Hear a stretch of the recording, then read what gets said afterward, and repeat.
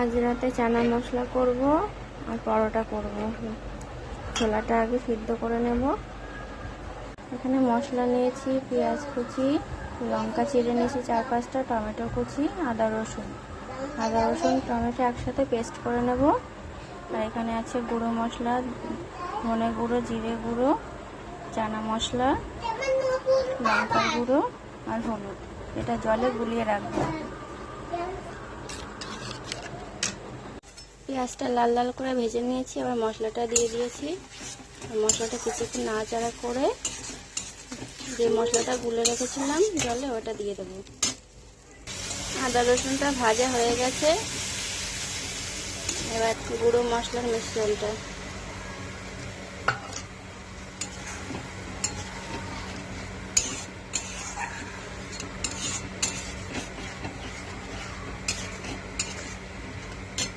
আর দিয়ে দিলাম কেটে রাখা লঙ্কা।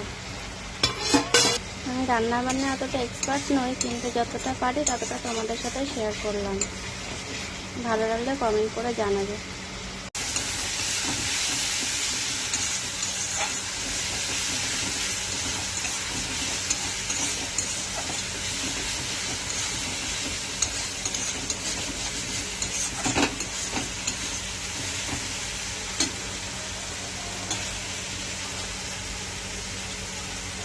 মশলায় তেল ছেড়ে দিয়েছি, এবার দিয়ে দেবো সিদ্ধ করে রাখা ছোলা।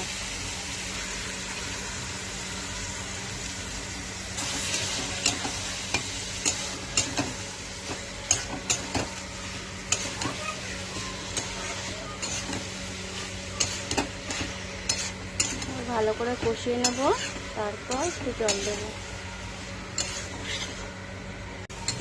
এটা কষানো হয়ে গেছে, এবার জল দেব।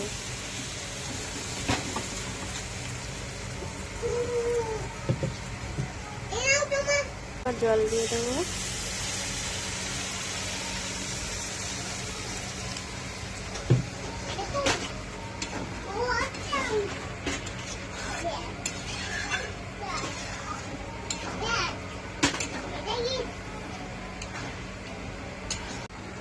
এবার দিয়ে দেবো স্বাদ মতো চিনি, এতে টেস্টটা ভালো হয় তরকারির।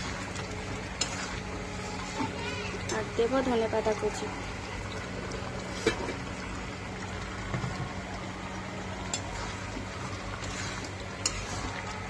আমার চানা মশলা হয়ে গেছে, এবার নামিয়ে নেব।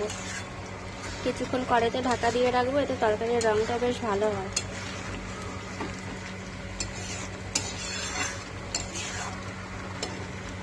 আমার রান্না কেমন লাগলো প্লিজ কমেন্ট করে জানিও সবাই। আর চানা মশলার সাথে আছে পরোটা, এখনো পরোটাটা করিনি, করব। ছেলে আবার লুচি খাবে বলছে, তো পরোটাও হবে আর লুচিও হবে, দুটোই করব।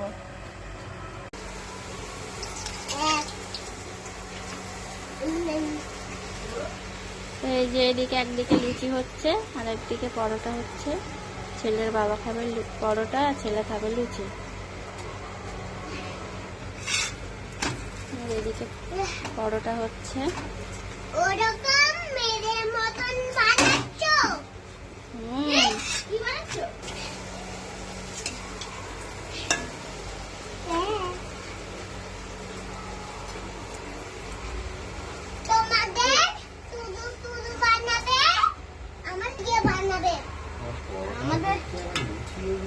আমাদের মনে হয় দেখেছিস তো 1-1.5 ঘন্টা হলো না, দেখেছিস? হ্যাঁ